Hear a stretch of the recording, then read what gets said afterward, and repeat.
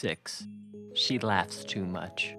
Meantime, notwithstanding awkward occurrences and griefs that she brought upon her parents, the little princess laughed and grew, not fat, but plump and tall.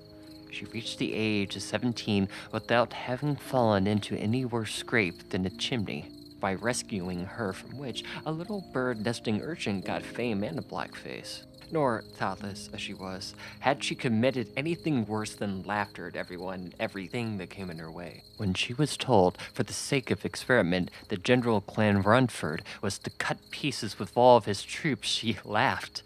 When she heard the enemy was on his way to besiege her papa's capital, she laughed hugely. But when she was told that the city would certainly be abandoned to the mercy of the enemy soldiery, why then she laughed immoderately.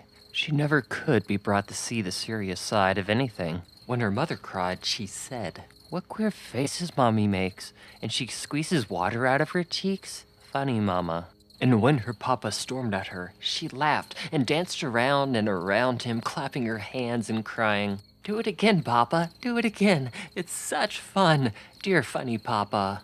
And if he tried to catch her, she glided from him in an instant, not in the least afraid of him, but thinking it part of the game not to be caught. With one push of her foot, she would be floating in the air above his head, or she would go dancing backwards and forward and sideways like a great butterfly. It happened several times when her father and mother were holding a consultation about her in private, that they were interrupted by vainly repressed outbursts of laughter over their heads, and looking up with indignation, saw her floating at full length in the air above them, whence she regarded them with the most comical appreciation of the position. One day, an awkward accident happened. The princess had come out upon the lawn with one of her attendants, who held her by the hand. Spying her father at the other side of the lawn, she snatched her hand from the maid's and sped across to him. Now when she wanted to run alone, her custom was to catch up with a stone in each hand so that she might come down again after a bound. Whatever she wore as a part of her attire had no effect in this way. Even gold, when it thus became as if it was a part of herself, lost all of its weight for the time. But whatever she held in her hands retained its downward tendency. On this occasion, she could see nothing to catch up but a huge toad that was walking across the lawn as if he had 100 years to do it in. Not knowing what disgust meant, for this was one of her particularities, she snatched up the toad and bounded away.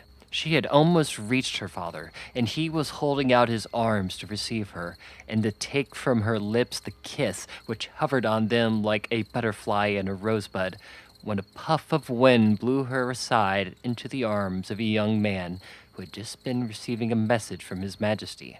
Now, it was no great peculiarity in the princess that, once she was set a-going, it always cost her time and trouble to check herself. On this occasion, there was no time. She must kiss, and she kissed the page. She did not mind it much, for she had no shyness in her composition, and she knew, besides, that she could not help it. So she only laughed like a musical box.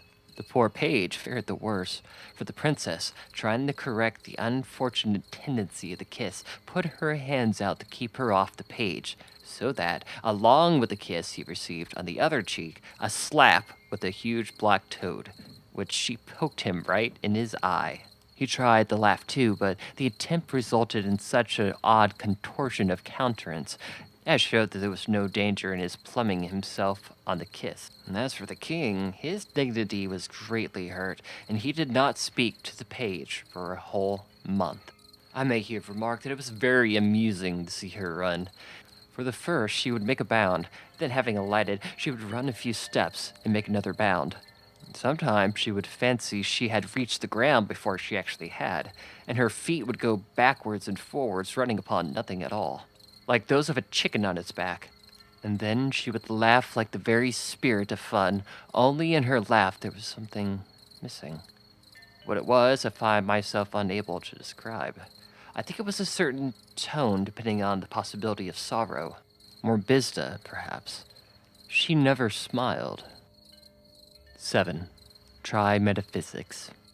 After a long avoidance of the painful subject, the king and queen resolved to hold a council of 3 upon it, so they may send for the princess.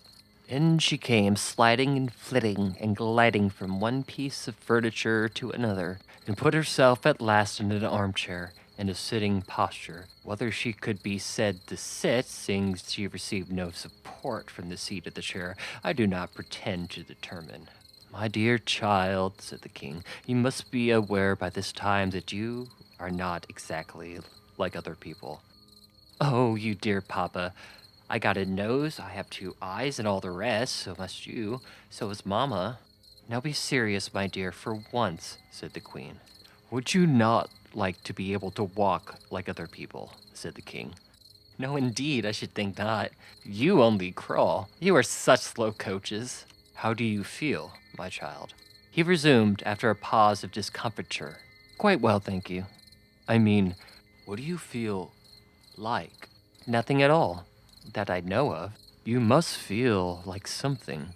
I feel like a princess with a funny papa and a dear pet of a queen mamma. Now really, began the queen, but the princess interrupted her. Oh yes, she added, I remember, I have a curious feeling sometimes, as if I were the only person that had any sense in the whole world. She had been trying to behave herself with dignity, but now she burst into a violent fit of laughter, threw herself backwards over the chair, and went rolling about the floor in an ecstasy of the enjoyment. The king picked up her easier than one does down quilt, and replaced her in her former relation to the chair. The exact preposition expressing this relation I do not happen to know. Is there anything you wish for? Resumed the king, who had learned by this time that it was useless being angry with her. Oh, you dear papa. Yes, answered she. What is it, my darling? I have been on it for, such a long time. Ever since last night. Tell me what it is. Will you promise to let me have it? The king was on the point of saying yes, but the wiser queen checked him with a single motion of her head. Tell me what it is first, said he. No, promise first. I dare not. What is it? Mind, I hold you to your promise. It is to be tied to the end of a string.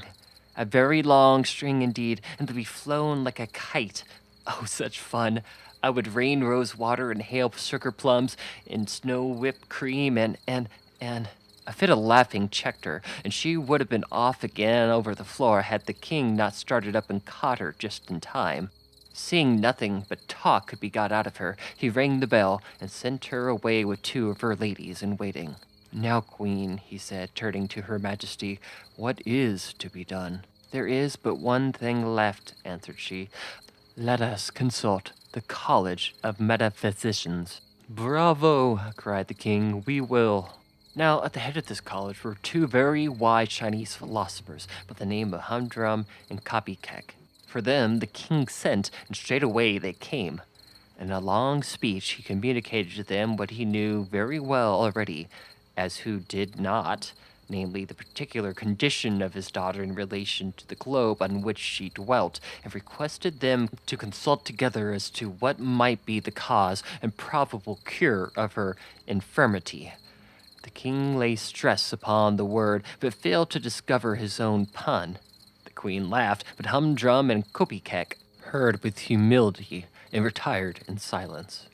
The consultation consisted chiefly in propounding and supporting, for the 1000th time, his favorite theories.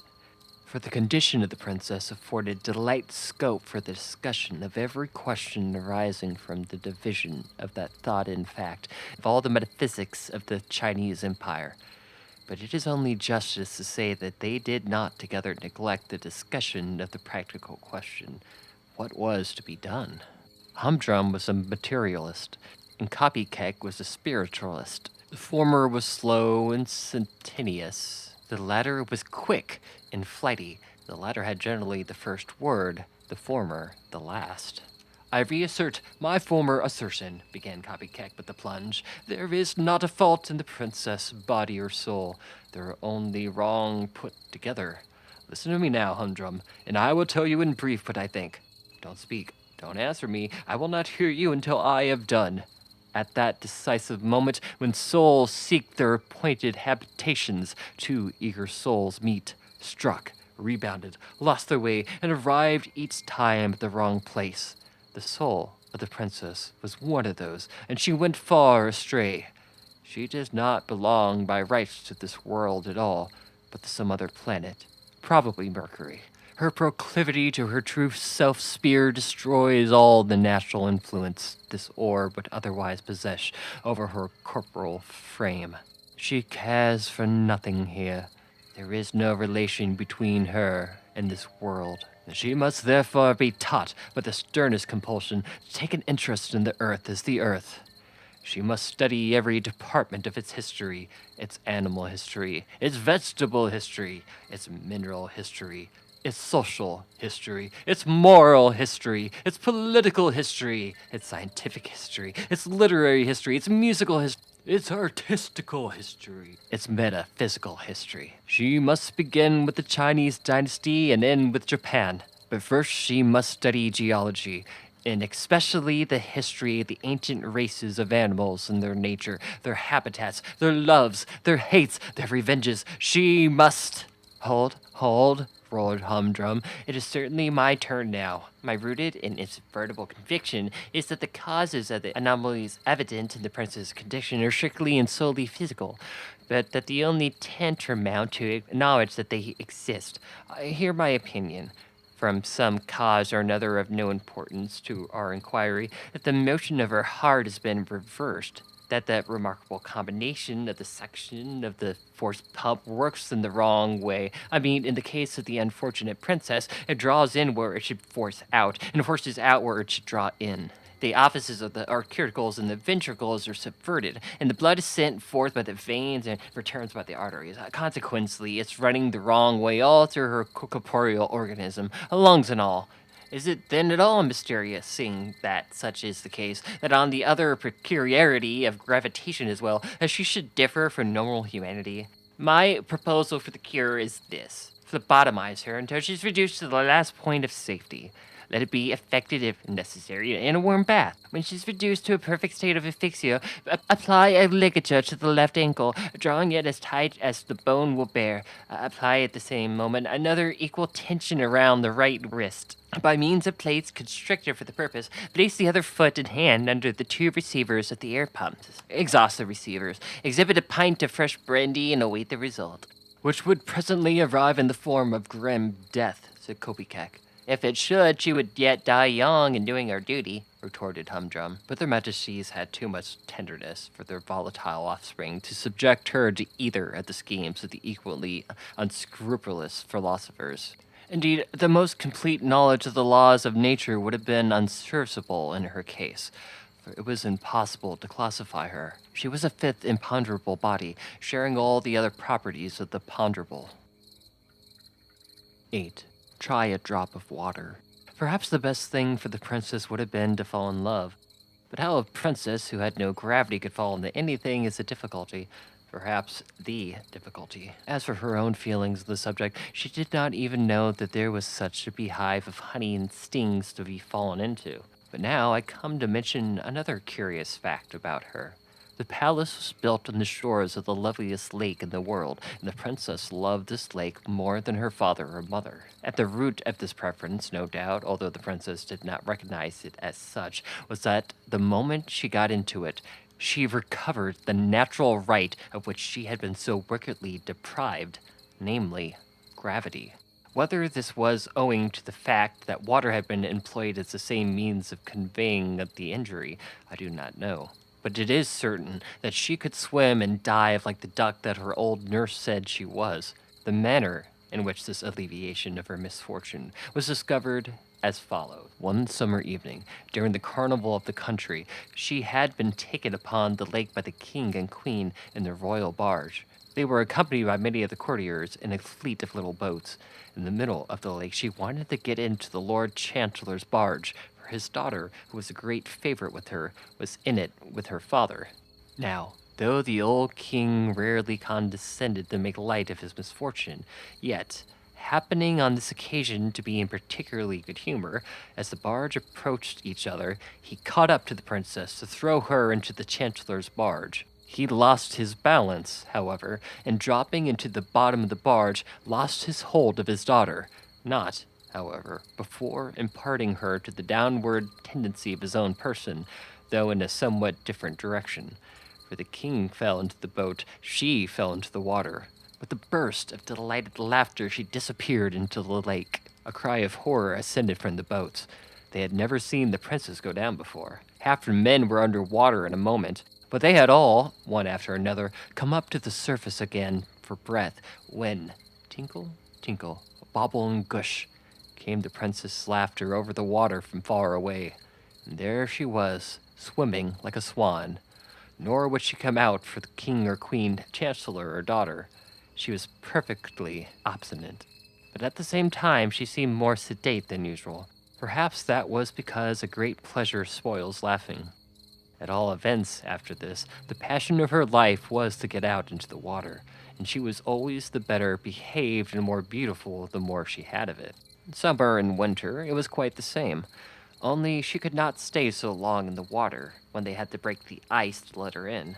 Any day, from morning till evening in summer, she might be descried, a streak of white in the blue water, lying still as the shadow of a cloud, or shooting along like a dolphin, disappearing, and coming up again far off, just where one does not expect her. She would have been in the lake of a night, too, if she could have had her way, for the balcony of her window overhung a deep pool in it, and through a shallow, reedy passage she could have swum out into the wide, wet water, and no one would have been any the wiser. Indeed, when she happened to wake in the moonlight, she could hardly resist the temptation. But there was the sad difficulty of getting into it. She had a great dread of the air, as some children have of the water.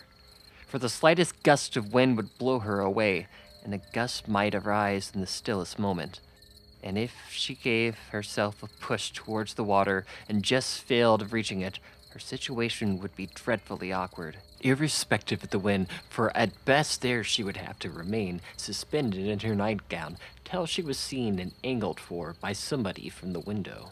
Oh, if I had my gravity, she thought, contemplating the water, I would flash off this balcony like a long white seabird, headlong into a darling wetness. Hi-ho! This was the only consideration that made her wish to be like other people. Another reason for her being fond of the water was that when she was in it alone, she enjoyed any freedom, for she could not walk out without a cortege consisting in part of a troop of light horse, for the fear of the liberties for which the wind might take with her. And the king grew more apprehensive with the increasing years, till at last he would not allow her to walk abroad at all without some 20 silken cords fastened to as many parts of her dress, and held by 20 noblemen. Of course, horseback was out of the question, but she bade goodbye to all the ceremony when she got into the water. And so remarkable were its effects upon her, especially in restoring her from the time to the ordinary human gravity, that Humdrum and Kopekek agreed in recommending to the king to bury her alive for 3 years, and hoped that, as the water did her so much good, the earth would do her yet more. But the king had some vulgar prejudices against the experiment, and would not give his consent. Foiled in this, they yet agreed in another recommendation, which, seeing that one imported his options from China and the other from Tibet, was very remarkable indeed. They argued that, if water of an external organ and application could be so efficacious, water from a deeper source might work a perfect cure. In short, that if the poor afflicted princess could by any means be made to cry, she might recover her lost gravity. But how was this to be brought about? Therein lie all the difficulty. To meet with the philosophers were not wise enough. To make the princess cry was as impossible as to make her weigh.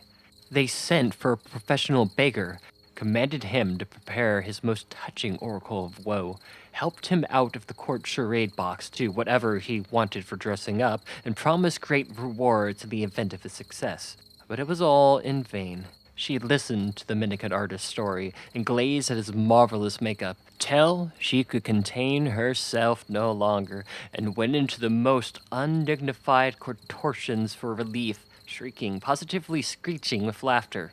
When she had a little recovered herself, she ordered her attendants to drive him away, and not to give him a single copper, whereupon his mortified discomfiture wrought her punishment in his revenge, for it sent her into violent hysterics, from which she was with difficulty recovered. But so anxious was the king that the suggestion should have a fair trial that he put himself in rage one day, and, rushing up to her room, gave her an awful whipping. Yet not a tear would flow. She looked grave, and her laughing sounded uncontrollably like screaming. That was all. The good old tyrant, though he put on his best gold spectacles to look, could not discover the smallest cloud in the serene blue of her eyes.